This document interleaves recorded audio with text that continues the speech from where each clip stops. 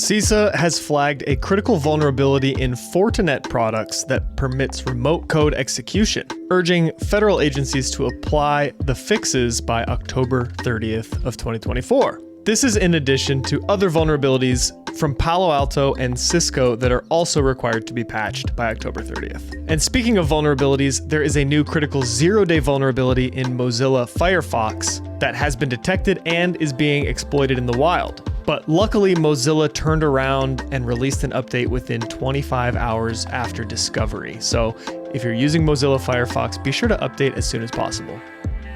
In other news, OpenAI has taken down 20 global schemes that leveraged its platform for nefarious purposes, such as malware and AI-generated misinformation campaigns targeting the upcoming US election.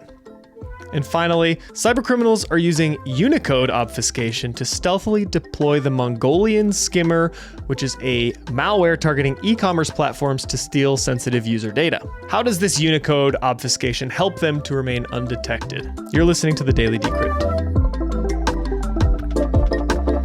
All right, so CISA, or the Cybersecurity Infrastructure Security Agency, has flagged a critical vulnerability in Fortinet products that permits remote code execution and is urging federal agencies to apply these fixes by October 30th of this year. Palo Alto has also revealed several serious flaws in its Expedition software, which could lead to unauthorized access to sensitive information and command execution as root. They've credited researchers from Horizon3.ai and their team for spotting these vulnerabilities and recommend limiting software access. All the while, Cisco has patched a severe command injection flaw in its Nexus dashboard fabric controller, which could allow a low-privileged attacker to execute commands with high privileges. So if you're a user of any of those three products, make sure to update by October 30th, and really as soon as possible.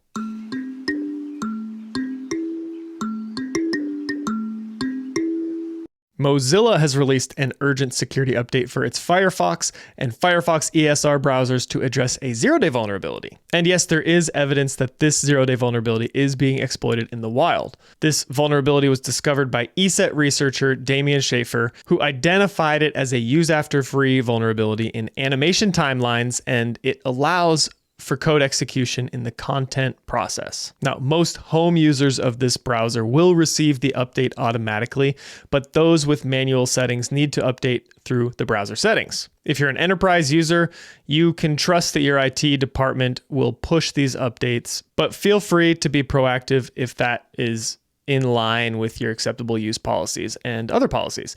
Additionally, the Tor browser used for accessing the dark web also relies on Firefox ESR, and it has been updated to patch this vulnerability as well.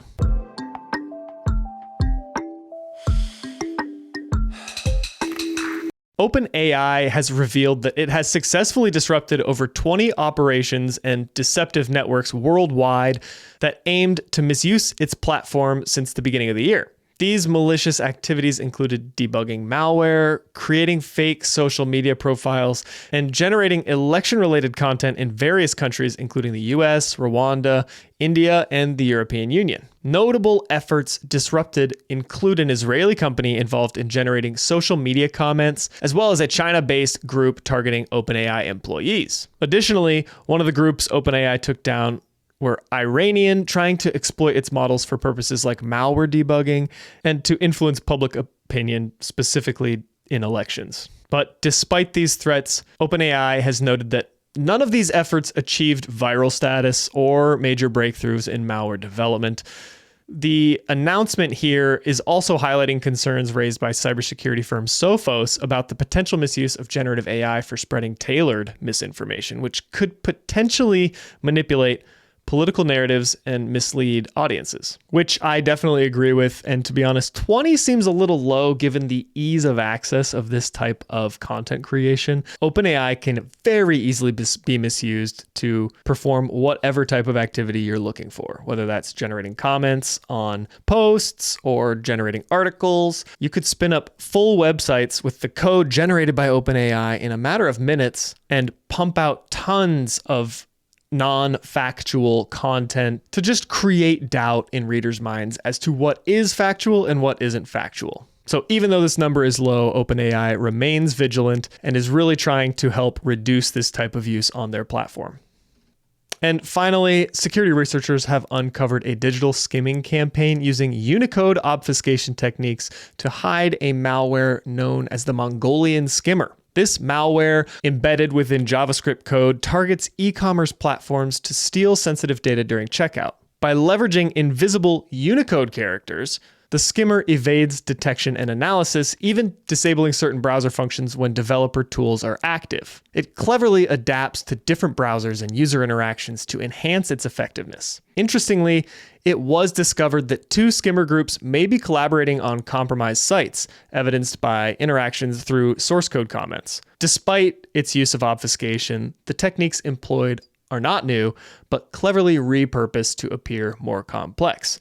And this is a commentary on signature-based detections, which is pretty much the only method of detections that most EDR solutions use, but is inherently flawed because if one little thing is changed, such as the addition of an invisible Unicode character, the whole detection is off, right? So we're hoping that the ecosystem will start to pivot towards more behavioral-based detections, but that can be very complicated to implement effectively. This has been the Daily Decrypt. If you found your key to unlocking the digital domain, show your support with a rating on Spotify or Apple Podcasts.